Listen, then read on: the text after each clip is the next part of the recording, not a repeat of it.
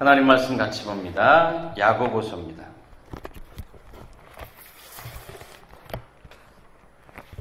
야고보서 1장 12절 한 절의 말씀만 적어놨습니다.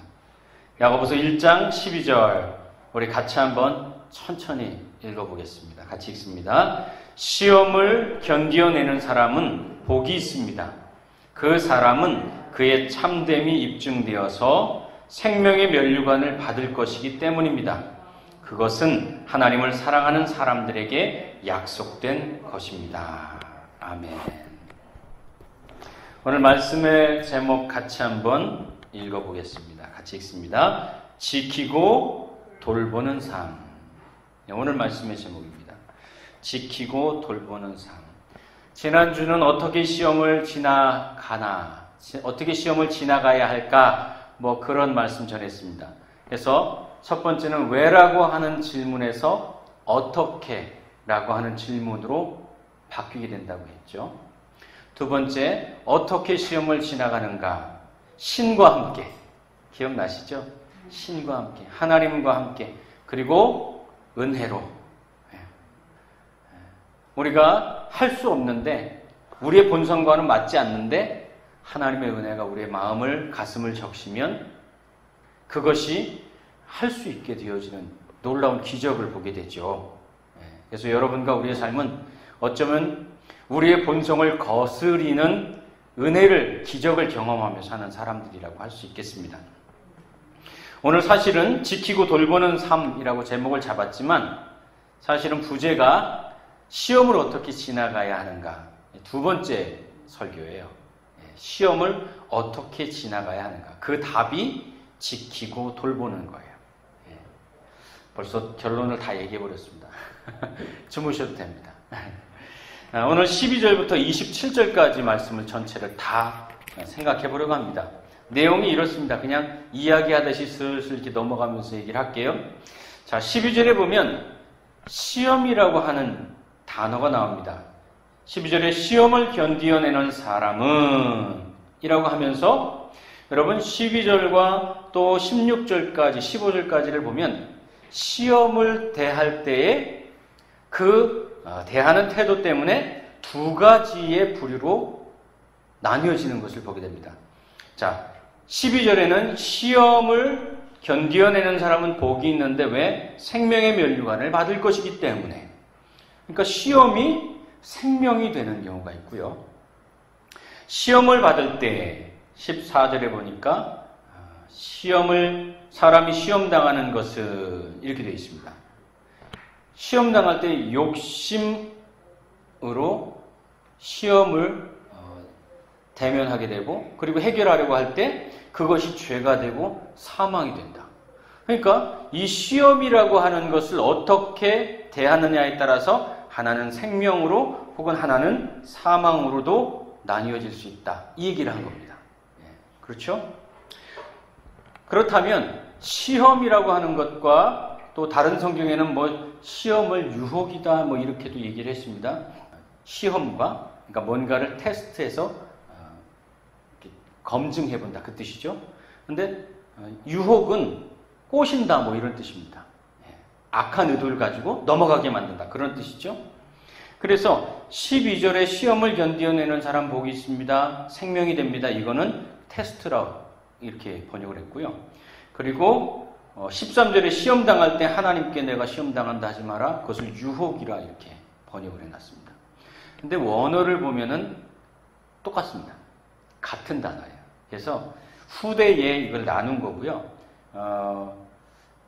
보통 신학자들은 이렇게 얘기를 합니다. 그때는 언어가 그렇게 많이 발달하지 않았기 때문에 의미는 그렇게 나누어서 썼지만 같은 단어를 사용한 것일 것이다, 그렇게 얘기합니다. 그렇게 볼 수도 있습니다. 어쨌든 시험 혹은 유혹이라고 되어 있는데 이 시험과 유혹을 대할 때 우리는 두 가지로 보통 생각합니다. 시험이나 유혹을 당할 때 하나님이 나한테 주는 것이라고 보통 받아들일 때가 많아요. 하나님 왜 나한테 이런 일이 있어요? 하나님 왜 나를 시험하십니까? 이렇게 반응을 할 때가 많지요. 하나님이 주시는 것이라고 생각을 하는데 야고보는 이렇게 말합니다. 하나님은 시험 받지도 않고 시험하지도 않으셔. 공동번역을 보면 유혹하지 않으신다. 이렇게 되어 있습니다. 저는 공동번역 성경이 참 마음에 와닿아요. 번역이 아주 살가워요. 그래서 하나님은 우리를 유혹하지 않으신다. 마음, 뜻이 확 와닿잖아요. 하나님이 여러분들을 유혹해서 야, 도둑질하러 가자. 그렇게 유혹 안 한다는 거예요. 하나님 왜 나를 시험하세요? 아니요, 그러지 않는다는 거예요. 하나님이 야, 술 먹으러 가자. 그러지 않으신다는 거예요. 내가 먹고 싶으니까 유혹에 끌려서, 욕심에 끌려서 술 먹으러 간다는 거예요. 그러니까 하나님은 유혹하지 않는다는 거예요. 그러니까 16절에 속지 마라 그렇게 얘기합니다. 나의 사랑하는 형제자매 여러분, 속지 마십시오. 16절에 그렇게 얘기합니다. 하나님은 그래서 미안합니다. 하나님은 시험 받지도 시험하지도 않는 그런 나쁜 하나님 아니라는 거예요. 대신 17절에 뭐라고 하느냐? 하나님은 좋은 것을 주시는 분이다. 그래서 온갖 좋은 은사와 온전한 선물이 다 위로부터 빛의 아버지께로부터 내려온다. 그러니까 하나님이 좋은 것 주시는 분이다. 그 말이에요. 그리고 18절에 하나님은 말씀으로 우리를 낳으셨다. 그렇게 되어 있습니다. 말씀으로 우리를 낳아주셨다는 말이 도대체 뭘까요? 말씀으로 우리를 인도하셨다. 말씀으로 우리를 보호하시는 분이 되었다. 그 뜻입니다. 말씀으로 낳았다. 여러분, 부모가 어떤 존재입니까? 부모가 우리 자녀들을 돌보아주고 보호자가 되어주는 것 아닙니까? 어제 부부의 세계가 끝났습니다. 이제 뭘 봐야 하나? 웃는 분들은 보신 거죠? 마지막 회라고 해서 봤습니다. 근데 마지막에 진짜 뭐 반전의 반전, 이건 뭐 아침 드라마를 몇 개를 섞어 놓은 것 같습니다. 마지막에 그 아들 앞에서 그 아버지가 아주 추태를 부리는 장면이 나오지 않습니까? 근데 보호자가 되는 모습이 아니라 오히려 더 실망하는 모습을 보였다 이 말이죠. 그러니까 부모는 보호자입니다. 여기에서 속지 마라 그랬습니다. 말씀으로 우리를 낳아주셨다라고 하는 것은 말씀으로 우리를 인도하고 하나님은 우리를 보호하시는 분이다 이렇게 얘기합니다. 그리고 18절에 보면 우리를 피조물 가운데 첫 열매가 되게 하셨다 그렇게 얘기합니다. 여러분, 첫 열매라고 하는 것은 뭡니까? 여러분들 뭘 심어보시면은 뭐 화분에다가 만약에 방울토마토를 심었어요. 근데 이게 이렇게 뭔가 올라오다가 뭐가 하나 탁 맺혔어요. 그러면은 새롭습니다. 이쁘고 귀하게 느껴지고, 야, 참 방울토마토가 맺혔다고 떨어질까봐 막 안절부절하고, 그렇죠? 그러니까 첫 열매라는 것은 하나님 앞에 여러분이 의미 있는 사람이 되었다. 생명 있는 사람 되었다. 자랑스러운 사람이 되었다. 복된 존재가 되었다. 그 뜻인 겁니다. 그러니까 하나님이 나를 시험하신다. 하나님은 나쁘다. 나를 잘못된 함정에 빠뜨린다. 그렇게 속지 말라는 거예요. 그게 아니라 하나님은 좋은 것 주시는 분이다. 말씀으로 우리를 낳으신 분이다. 우리를 첫 열매처럼 생각하는 분이다.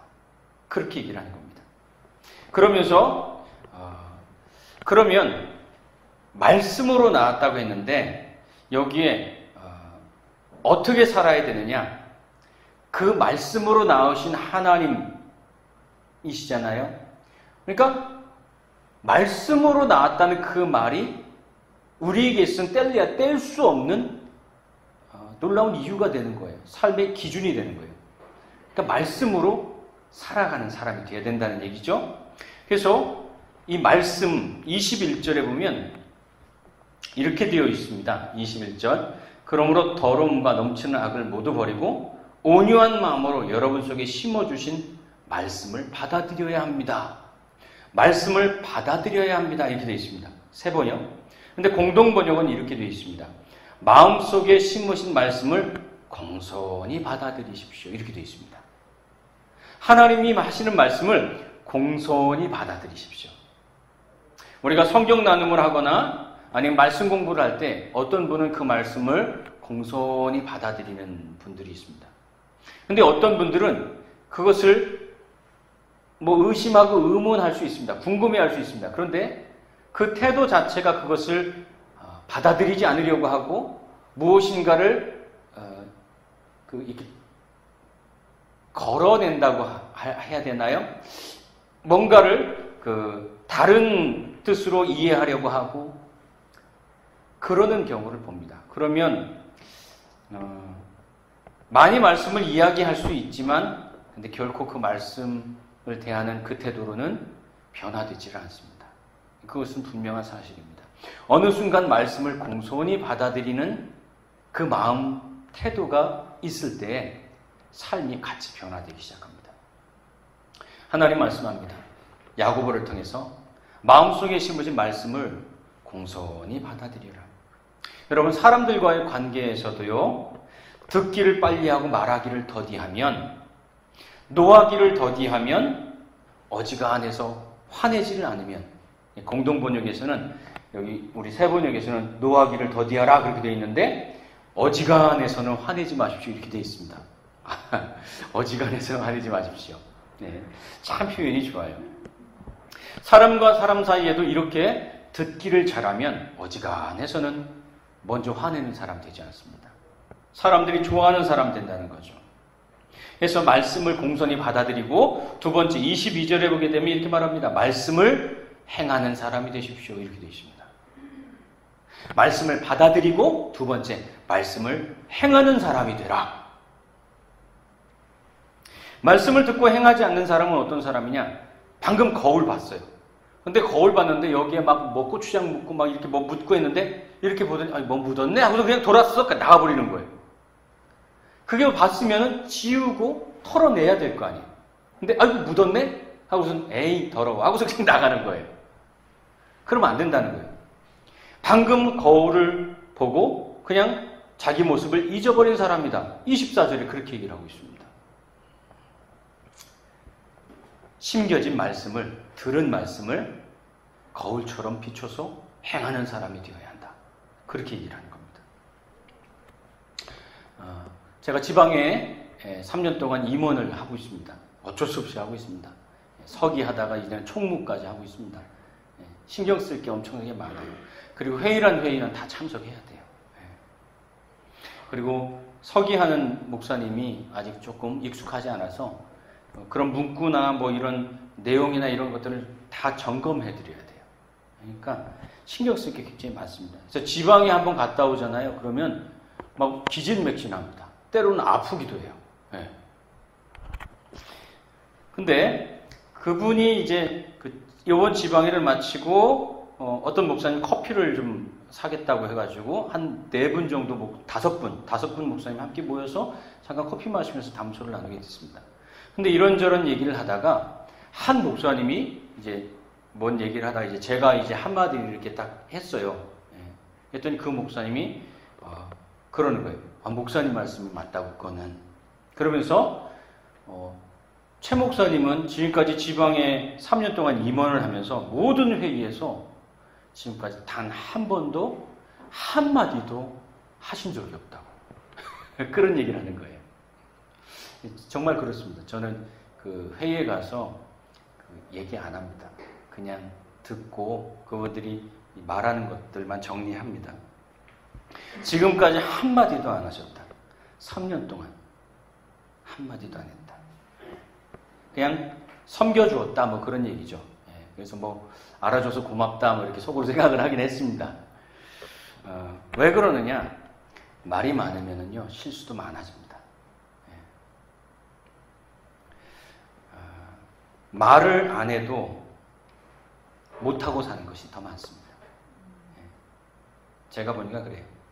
말에 책임을 느끼며 사는 삶. 그것이 어떻게 보면 다른 사람들 앞에 또 자기 자신 앞에 책임지는 삶의 모습에 한 걸음 다가서는 것 같아요. 말이 많으면 아무리 좋은 말을 많이 해도 책임지지 못할 것들이 많아지더라고요. 오늘 야고보는 말합니다. 말씀을 마음에 받아들였냐, 공손히 받아들였냐, 그 그러면 행하는 사람이 되라. 그렇게 얘기해요. 그럼 말을 행하는 사람이 어떤 사람입니까? 26절에서 이제 27절까지 가는 겁니다. 그 영화 타짜라고 하는 유명한 영화가 있습니다. 거기에 주인공이 마지막 그 클라이막스, 이제 마지막 이제 화투 치는 장면인데요. 마지막 클라이막스 그 아귀하고 이제 같이 대치하는 장면이에요. 막 이제 손이 뭐 부서지느냐 안 부서지느냐 뭐 이렇게 하면서 패를 뭐 속였느냐 안 속였느냐 하면서 막 서로 신경전을 벌이는 겁니다. 손끝이 서늘하다 뭐 이러면서 뭐 하는데 아주 유명한 말이 하나 나옵니다. 그 아귀라고 하는 굉장히 무서운 그 타짜가 있는데요. 그 타짜한테 이렇게 말합니다. 천하의 아기가 혓바닥이 왜 이렇게 길어? 그렇게 얘기를 해요. 여러분, 혓바닥으로 살지 말고 행함으로 살아라. 그 얘기죠. 말 못해서 문제된 것보다 말이 문제가 되는 경우가 훨씬 더 많습니다. 어떻게 살아야 하느냐? 27절에 보니까 예를 드는 겁니다. 하나님 아버지께서 보시기에 깨끗하고 흠이 없는 경건은 하면서 경건에 대해서 얘기하는 겁니다. 경건하게 살아라 이 말이죠. 그 경건이 뭐냐? 고아와 과부들을 돌봐주고 자기를 지켜서 세속에 물들지 않게 하는 것이다. 경건은 우리는 보통 거룩한 말투, 거룩한 생각, 뭐 이렇게 성가대복 입고선 있는 거, 뭐 그런 거, 무게 잡고 있는 그런 것을 보통 경건하거나 거룩하다라고 받아들이는 무의식적인 경향이 있어요. 근데 그것이 아니에요. 경건은 그냥 단순해요. 하나님 앞에 서는 삶을 얘기하는 거예요. 내 삶이 하나님 앞에 서는 삶이 없으면 경건하지 않은 거예요. 기도를 아무리 많이 해도 내가 하나님 앞에 서는 삶이 아니면 경건하지 않은 거예요. 경건은 하나님 앞에 서는 삶이에요. 그럼 하나님 앞에 서는 삶은 도대체 무엇이냐? 야고보는 이렇게 말합니다. 구약 신명기적인 생각이죠. 고아와 과부를 돌봐주며 그리고 또 하나 자기를 지켜 세속에 물들지 않게 하고 경건하게 사는 삶, 하나님 앞에 사는 삶, 말씀을 지키며 행하며 사는 삶은 뭐냐? 고아와 과부, 즉 남을 돌보는 삶, 그리고 또 하나 자기를 지키는 삶. 이 두 가지를 가지고 사는 삶이라는 거예요. 제가 목회하면서 가장 힘들 때가 언제인 줄 아세요? 가장 보람 있을 때가 언제인 줄 아세요? 하나님 말씀을 전하고 가르치고 함께 나누는데 그 말씀에 은혜 받고 나 이제 그렇게 안 살겠어요. 아니면 그렇게 살아보겠어요 라고 말하고 노력하는 사람을 볼 때 정말 보람 있습니다. 정말 기여하는 삶을 살았구나. 기뻐요.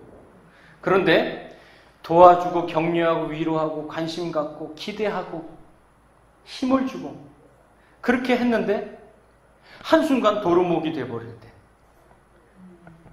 그 사람만 도루묵이 돼가지고 망가진 것이 아니라 저도 망가져요. 한순간 모든 게 다 무너진 것 같고요. 심지어는 막 우울증 올 것 같아요. 얼마나 힘든지 몰라요. 괴로워요. 심지어는 그런 생각도 들어요. 내가 목회를 계속 해야 하나? 그런 생각이 들 정도로 고통스럽습니다. 그러니까 우리가 말씀을 공손히 받아들이고 그 말씀을 행하는 삶을 경건, 하나님 앞에 사는 삶이라고 했다면 그건 어떻게 살아야 되느냐? 첫째, 너를 위한 삶을 우리는 가지고 있어야 돼요. 이기적인 나만을 위한 삶을 살면 그거는 그리스도인이라고 말하기가 좀 어려워요. 배려하고 위로하고 사랑을 주고 그런 삶이 기본이에요. 그렇게 살려고 노력해야 된다는 거죠. 근데 또 하나, 나를 지키는 삶도 있어야 돼요. 어떤 분은 사랑한다고 하면서 사랑을 준다고 하면서 나를 완전히 다 망가뜨리는 사람들도 있어요. 그냥 다 주다 자기를 다 망가뜨려요. 아니에요. 그거 아니에요. 너를 위한 삶이 있다면 나를 지키는 삶도 같이 가져가야 되는 거예요. 그래서 저는 늘 얘기하죠. 나도 살고 너도 사는 살리는 삶. 그냥 제가 혼자 생각해서 하는 말이 아니고 성경을 계속해서 배우다 보니까 그렇구나 깨달아서 하는 얘기예요. 다시 처음 질문을 한번 놔봤습니다. 어떻게 시험을 지나가야 하는가? 다시 한번 여러분에게 질문을 던졌습니다. 왜라고 하는 것이 어떻게? 신과 함께 은혜로. 그거 하고 또 오늘 어떻게 시험을 지나가야 되는가? 시험은 왜 오는지 대부분 알지 못해요. 하나님이 주는 것도 아니래요. 근데 시험은 와요. 실제란 말이죠. 그래서 힘든 거예요. 하나님이 주는 것도 아니에요. 그런데 많은 경우에는 내 욕심이 그것을 받아들였을 때 안 좋은 결과로 갈 때가 참 많아요. 자, 그렇다면 시험이 왜 오는지도 알 수 없고 하나님이 주는 것도 아니고 그런데 그것이 내 욕심으로 받아들여졌을 때에는 안 좋은 방향으로 가고 그렇다면 다시 12절의 말씀을 우리는 주목해 봐야 돼요. 시험을 견디어내는 사람은 복이 있습니다. 이렇게 되어 있습니다. 저는 이 말씀을 보면서 이렇게 한번 바꿔 생각해 봤습니다. 시험은 왜 오는지도 모르겠고 누가 주는지도 모르겠고 하나님은 안 준다고 했으니까 근데 어쨌든 하여튼 그게 생명이 되기도 하고 때로는 사망이 되기도 하는데 그렇다면 시험을 우리는 어떻게 지나가야 되느냐? 복이 되도록 견디며 지나가야 되는 것이구나. 시험을 견디어내는 사람은 복이 있습니다. 그 말은 시험은 복이 되도록 견디며 지나가는 것이다. 다른 말로 생명이 되도록 지나가는 것이다. 그럼 어떻게 하면 시험이 사망이 되느냐? 욕심으로 끌려가면, 욕심으로 시험에 끌려가면, 욕심으로 유혹에 끌려가면 죄와 사망으로 가게 된다는 거예요. 그러면 어떻게 하면 복이 되도록 지나갈 수 있나요? 방법이 뭔가요? 마음속에 심겨진 말씀을 공손히 받아들이래요. 내 생각에는 그거 자꾸 내세워서 하나님 말씀 이거 틀렸는데 이거 아닌데 내 생각은 아닌데 그게 아니라 그 말씀을 공손히 받아들이고 그 들은 말씀을 행하며 살아라. 어떻게 행하며 살아야 되느냐? 과부와 고아를 돌보며 즉 남을 돌보며 사는 너를 위한 삶과 나를 세속에서 지키는 삶, 욕심으로부터 지키는 삶, 탐욕에서부터 지키는 삶, 나를 지켜야 된다는 거예요. 안 그러면 한순간 이 시험과 욕심이 짝짝꿍이 돼가지고 훅 끌고 간다는 거예요, 우리를. 그래서 나도 살고 너도 사는 살리는 삶을 살라는 거예요. 시험을 어떻게 지나갈 것인가? 복이 되도록, 생명이 되도록, 그렇게 지나가도록 욕심이나 내 이기심이 아니라 나를 지키고 너를 돌보는 살리는 삶으로 살아내라는 겁니다. 오늘 야고보는 이 시험을 통해서 우리에게 이렇게 권면해 줍니다. 여러분의 삶이 지키고 돌보는 삶으로 시험을 이기고 생명이 되는 그리고 복이 되는 삶이 되기를 간절히 바랍니다. 기도하겠습니다.